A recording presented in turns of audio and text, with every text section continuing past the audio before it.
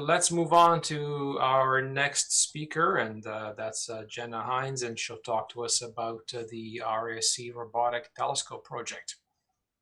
Thank you so much, Paul. I'm Jenna. I'm the Outreach Coordinator and the Robotic Telescope Project Lead at RASC National.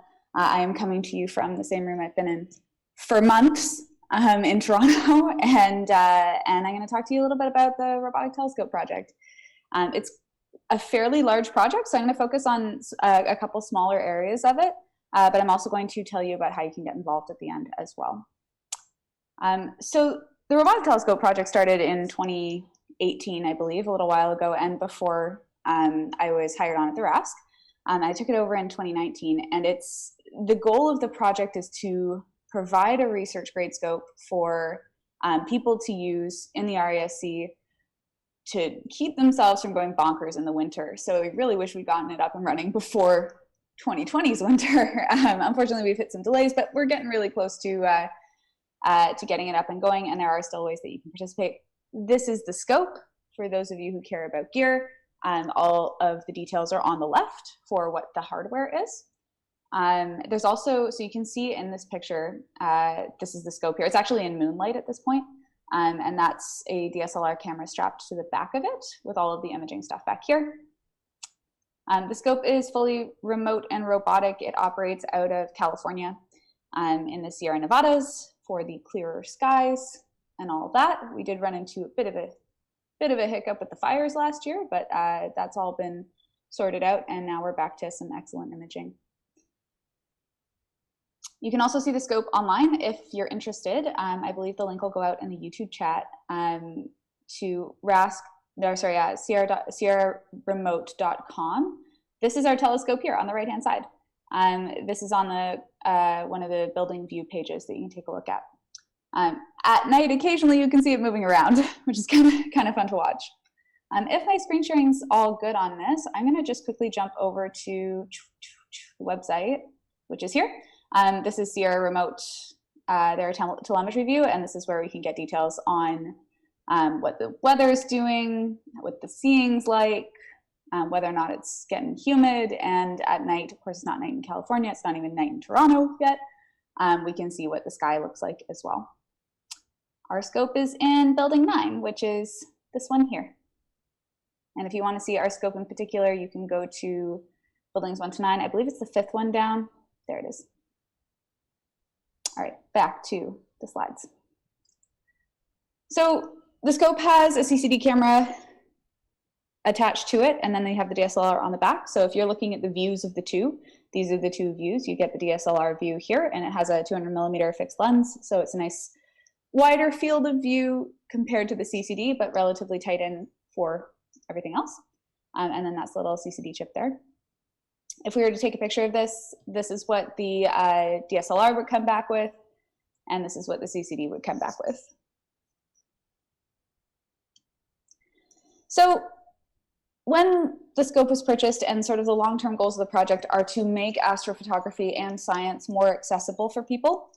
This is obviously a very expensive rig, and not everyone, most people can't afford or have no interest in running a rig like this, but they do want the pretty pictures out of it. So that's part of the goal, is to provide the data to folks who are interested in getting into astrophotography, but at a price point that is more accessible to people. This is from 2020, I believe, we took these photos. And this is actually available if you want to practice. We did run some astrophotography processing contests with Sky News in late 2020, so August, September, and October. And we have sets of data that you can practice with that are available to the public if you'd like to give it a try. It does come in at least 2 of the contests come in 3 packages, which was set up by one of our members on the team, which was really, really great. Completely raw, unprocessed data with the calibration files there as well, so that you can calibrate it all yourself. You can control every step from start to finish. Then there's another set of data that is calibrated but not stacked. And then there are master frames for each of the filters. So it depends on your experience level. I am not an astrophotographer, so I go with the stacked for me by other team members option. I'm getting there, but I'm not confident in my skills yet. And I believe that's what Jeff Dutton did. So you can still get some really beautiful pictures out of it, even though someone else is doing it for you in some ways. And Jeff has been fantastic to watch. I don't think he's in the audience tonight, but he's been fantastic to watch because he's bought access to the rest of our data and has been working super hard through it to improve his skills. And he's been sending all these photos in to show how his skills have improved over time. It's really cool to see that growth. There's some more astrophotography photos in case you're interested. These are a couple of my favorites, which is why I included them. There's a sample of the DSLR on the back of the scope as well. And then I wanted to show you one of the cool projects that we worked on last year. This was leading up to the Jupiter and Saturn conjunction that happened on December 21st, 2020. And the reason, so we have those two cameras. The CCD chip is not really set up to take planetary photos. The photos just don't turn out that well. It's set up for deep sky photography. Technically, you can take photos of the planets, and we did, but they're just not very good. So we came up with a different project, which was to image Jupiter and Saturn with the same framing over a couple of weeks to watch them catch up to each other. And that's what, hopefully this will load enough. That's what this shows you. We did have clouds on a few nights, and the tricky part too was that they were very close to the horizon, which meant that you can see in a couple of these, the roof was in the shot. The roof of the observatory is in the bottom corner. We do have some more photos. We got about another week of photos after that. I just haven't ended up collaborating them all yet and putting them all together. It was really fun because it involved working across teams, and it involved a lot of people learning new skills. So it was a good time.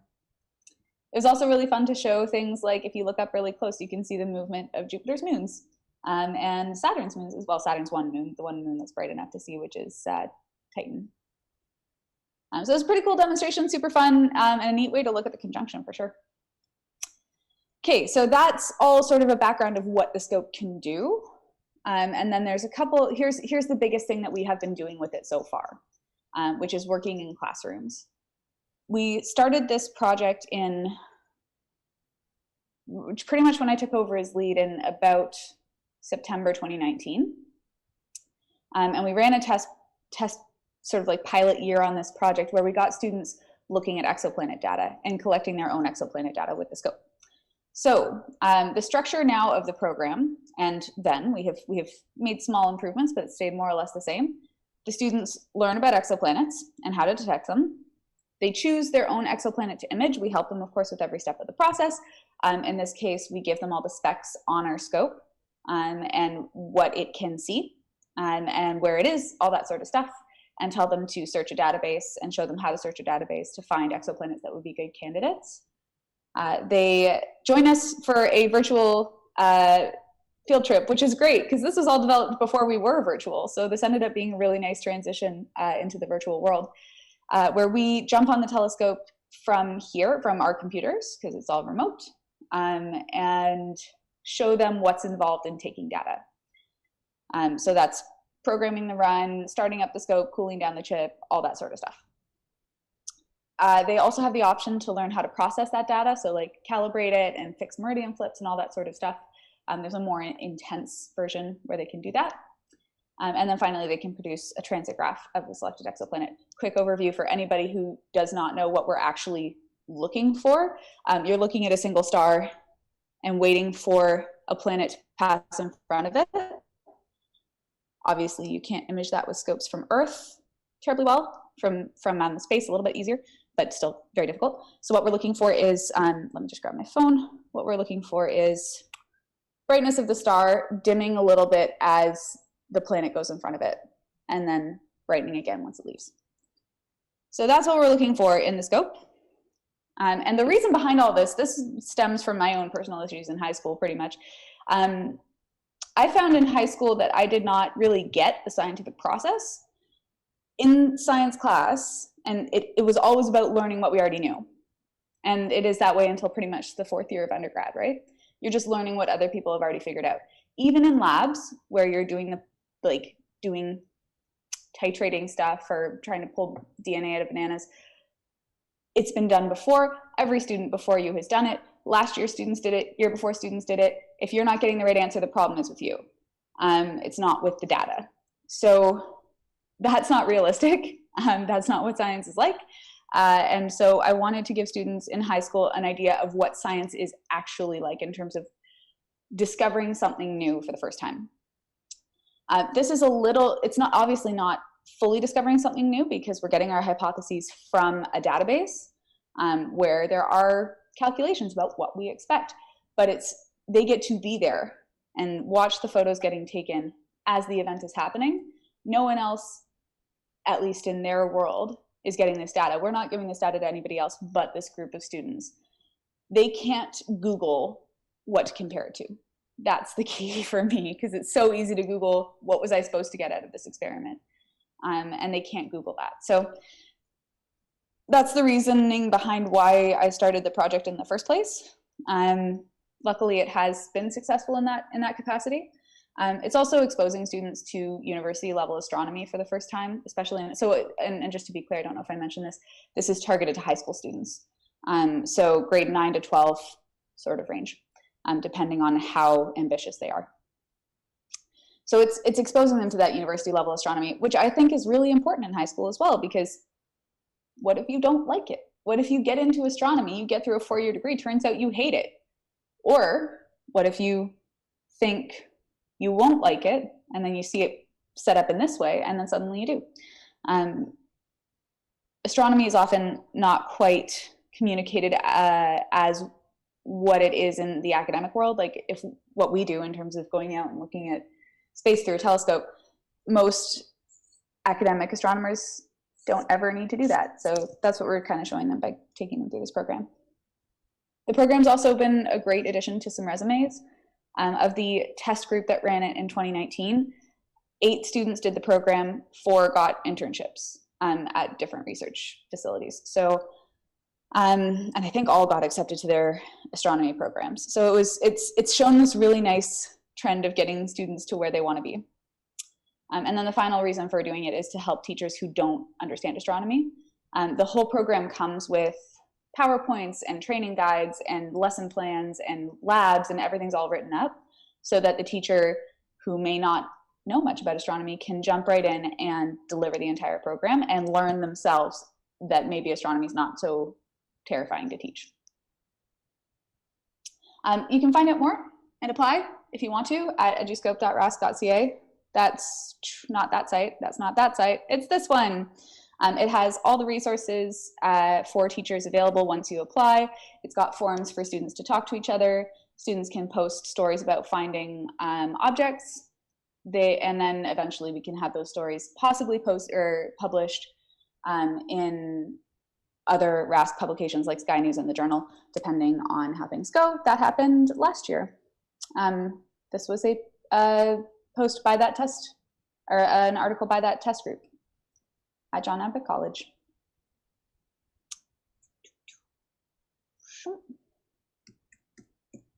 So there's 2 different programs that you can do. We have an advanced program and a basic program. We started off with just one, and then we realized that was like completely unfeasible for teachers in classrooms. The program very much, it took a lot of time. It took time outside class. It was quite heavy in terms of workload, and it required that the students were pretty motivated. So that program is now the advanced program, and it's aimed mostly at clubs, individual students who are maybe doing science projects or science fair projects or end of term projects, extended essays in the IB program, that sort of student driven question. It's a little bit more in depth where they get their own target and they choose it themselves, and they have the data just for them, and they can watch their own data being taken, which is kind of cool. And it does provide that opportunity to publish as well. And then the basic program is a little bit more dialed back, a little bit more relaxed. The data is already processed, already packaged up, and ready to be analyzed by students. There are choices in which kind of data they use if they want a bit more challenge. We have a couple data sets where there were clouds, or the exoplanet went too low in the sky and it hit the roof of the observatory. So sets that are a little bit more challenging, and then we have sets that are like perfectly fine, guaranteed to have transit in them, but the students still have to do the analysis themselves. And they can still join for their virtual field trip, but they don't get to see their own data getting taken. They only get to see the advanced classes data getting taken. The main difference is that in the advanced program, it's student driven. So the student is the one who's often coming to us and saying, we want to do this project, or I want to do this project, whereas classrooms are more teacher driven. So the teacher is coming to us and saying, I love astronomy, or I really want my kids to get more of an experience. How can we fit this in? There's an example of a plot for HAT P16b. This is essentially what you're looking for is the brightness of the star, the planet dipping in front of the star, the brightness dipping as the planet moves in front of the star, and the star brightening afterwards as well. And there's all the check stars to compare it to. So far, it's been a really great success, and it's been really fun to run. I'm running it with a colleague of mine as well, and we've ended up staying up until like 1 in the morning with classes of students and their teachers, all who are just absolutely fascinated by it and want to like check things out and try taking extra photos and all that sort of stuff. So it's been a great success. It's been really fun. Last week we had a high school club of 11 students and 1 teacher. And it was so exciting to see because it was all women and non-binary folk in the club, which I've never given a presentation like that, I don't think, ever before in my life. So it was really, really, really great to have that experience. Okay, that's all well and good. If you're a teacher or a student, you don't get to do that. So how can you participate if you're not either of those things? We do have a couple different options. Some of them are different stages of rolling out. So we have our first one is a data user, which is just purchasing access to the data that we've collected over the past year. It's sold on a yearly basis. 2019 and 2020 is lumped together because it took us so long to get this project going that we felt bad. So you can get 2 years access for the price of 1. And the $50 price tag is for students. So students are half off for everything in the program. As we get our new database system up and running as well, we will also have discussion forums just for data users who can talk to each other about how they process the images and ask for tips and tricks and that sort of stuff. Then we have team users, which is more of an experience, which sounds really annoying when I say that out loud, but it is. It's meant to provide people who join the team with more of an experience when it comes to choosing targets and processing the images, what's involved in acquiring the images, learning how to use the software. We expect this to be popular among people who are interested in setting up their own remote observatories. For me, when I was learning all this stuff, that was the most fun part, was figuring this stuff all out. So it's meant to provide that educational experience and support and training when it comes to this kind of software. You also get first dibs on the photos, which is kind of nice. We considered using software, for those of you, I'm sure many of you are very experienced who are watching, so would know this, but it's called ACP. It's software that you basically put on your computers and it does everything for you. We considered using that, which would certainly make things more efficient. We wouldn't be staying up until 12 in the morning to turn the scope on, but it takes away the learning experience and it makes it I don't want to say it makes it too easy, but it's just not as fun. Like, it's so much more fun to hit the button and take the photo yourself. That's the experience we want to provide for the people using the teams and the students themselves as well. I accidentally once said that in front of the developer of ACP. That was a fun night. It is. I like the software in general, but it just doesn't suit our specific needs in this case. Timeline-wise, the data is available now. A lot of this is dependent on us having a forum system to talk to each other. We don't have a forum system, or we didn't have a proper forum system until like Monday. So we're rolling that in. That's this database thing I'm mentioning. That's coming into place right now. So by July, we should have some forums up and running for participating on the photo team. So the photo team will be available soon. They've been working really hard to set standards for the images and making sure that everything's consistent, and there's a process in place to make sure that the flow works well before we open the team up to new people. And then in the future, there's a possibility we do have a science team in place right now who's sort of developing a baseline of science material, but the future of the science team is a bit uncertain.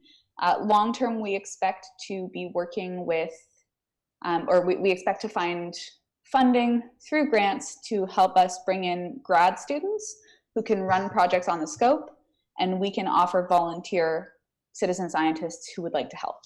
We're going to be running some programs about how to detect exoplanets, which is obviously, or it may not be exactly what the students would be working on, but it's a start into that sort of scientific processing world. We'll be offering training programs on that in the summer.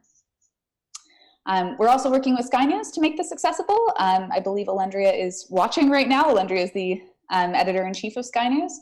We're working with them to make data available just to the Sky News audience. I believe as RASC members, you are all technically in the Sky News audience, so that counts. And I believe Sky News subscribers who are not RASC members will also have access to the data. And the plan is to do something similar to the photo contests we were running. And Sky News will cover much of the costs required for that. There may be a pay by the hour option eventually where anyone who's a RASC member can jump in and just buy time on the scope. At the moment, we don't have the staffing to make that a reasonable possibility without me pulling out all of my hair. So we'll get there. Sky News is kind of bridging that gap while we find a strategy that will work better. And that wraps up the everything. I believe in the YouTube chat, there should be links going out if you'd like to purchase the data. It's available for purchase if you would like, and we'll get you hooked up. It's all in a Google Drive, and you can download it from there. Again, that data is also packaged in such a way that there's an option for calibrated images. And that's it for me. Great, thank you so much, Jenna. I didn't know most of this. Fabulous to know that so much is available to students and teachers and then members alike. So I'm glad that you agreed to present to us. And perhaps in the future you can come back and give us an update once things develop. Hopefully you'll have some you'll have some members who are interested in participating on the photo team who may be able to update you as well. True, very good. Let's go to Emma with questions. Okay, first question is, what is the resolution of the rig with the CCD at prime focus? Okay, so I am not an astrophotographer, if I have not made that clear. It's a 4K by 4K chip. So that is, in theory, that's all as far as like what it can resolve. That's what I know about the size of the chip. I don't know how to figure out what the resolution would be at prime focus, I'm afraid. I am the lead of the project. I delegate a lot of the knowledge having to other people. Okay. The AAVSO collects exotransit data as well as variable star data. Would your students be comfortable submitting their data for real research? Yeah, actually, I think a lot of them would love that. If I don't have too many connections at the AAVSO, I think I know one person. So if someone can connect me with them, email is there, and in a way that would be useful, that would be, I think the students would be absolutely thrilled to have their work be properly used for science. Great. Are they publishing their results, and if so, where? So this is dependent on the students. It's an extension of the project. If they want to, they have the opportunity to submit articles to Sky News and the Journal. There isn't necessarily a guarantee that they will be published, but they can submit them and for consideration. The sort of lens we're putting on it as someone who is not an astronomer and who is instead a science communicator is if they would like to write less technical pieces, so talking more about their experience or this, story behind how they got into this or why they're interested in space or whatever, that's more of a Sky News piece. And then if they're just writing about the science of it, if it's like an extension of their lab report, then that's more of the journal audience. Do their peer-reviewed published reports get to NASA or other relevant organizations? Sorry, could you repeat the first part of that question? Do their peer-reviewed published reports get to NASA or other relevant organizations? We haven't had any of the students take us up on writing a scientific report yet. So the ones that have participated have written less scientific stuff, more casual reader stuff. And so in theory, that would be really cool. Again, I don't actually know where we would send them to for that. So if someone knows where we're supposed to send things like that, that would be great. Otherwise, I'm not sure how to make that connection. So please do pass that knowledge along to me. Is there an age limit for the programs? No, technically not. You do have to apply. When it comes to the basic program, that's been pitched more towards grade 11, grade 12, earth and space sciences, math, physics, and if there's an astronomy component, in some provinces there is, in some provinces there isn't, those kinds of classes. The individual program, it really depends on how ambitious the student is. So right now we're working with a club that is mostly grade 9 to 10 students. We've also worked with one university class, college class, and we've also worked with CEGEP students. So it depends on who's interested and how ambitious they are. Generally speaking, in my own personal sort of like sorting through people, I usually, or if I'm telling a teacher, I usually say about 8th grade up. Kids are really smart. So I don't want to stop them from, if they're going to participate at a younger age. I just want them to know that what they're getting into, if that makes sense. So if we were to have a student who wanted to do a science fair project, for example, and they were in the 6th grade, I wouldn't say no. I just make sure that they have the right support in place to help them through it. So no age limit. Thanks. How far in advance does someone have to book use of the robotic scope? We haven't got this particularly nailed down because we are still in our first year of having this website in place and having an application process and all that. Before we were just doing it sort of based on word of mouth. So there are cases where, like, if you wanted to apply now for over the summer, we could do that. If you wanted to apply now for maybe even June, we could do that. It depends on how many other people have applied. We will eventually put a deadline in place for the advanced program because there are limited nights. We only use the scope once a week. And so we only have 1 night per week to run data collection nights, and we have issues with weather sometimes. And so we usually save 2 nights for an individual class. And for that reason, once it's booked up for the season. Excuse me. So there's a little bit of wiggle room there. If you're doing the basic program, you can do it literally anytime. You can just log right on and download the data, no problem. Okay. Is the equipment owned by the RASC or leased from the facility? It's owned by us. It was purchased in 2018, I think. Some of it was donated. A lot of it was donated. I believe a couple of our computers, I think maybe both of our computers were donated, as was the camera, the CCD, I believe, and the DSLR. So we've gotten a lot of donations, but yeah, it's ours, and we rent from this facility. Perfect, thanks. That was the last question.